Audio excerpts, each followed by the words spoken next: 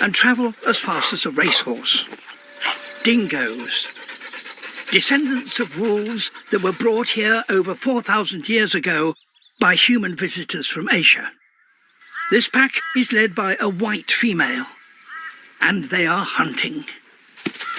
Creating panic tests the herd. Mothers with young in their pouches might be slower, but they can still outrun a dingo. But what makes the white female their leader is her stamina and, particularly, her intelligence. She has run 18 miles today, but she still doesn't give up. A different group of kangaroos, this time on uneven ground. It's what she's been looking for. And as they hurtle down the other side, the kangaroos pick up speed. They will easily outpace her if they stay in control.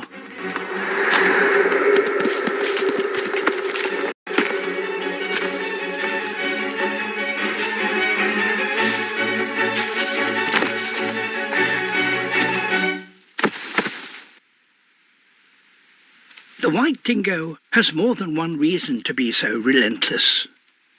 She's a mother. This is a rare sight. Dingo pups are hardly ever seen. With so much effort for just one meal, the open plains are tough places on which to raise young.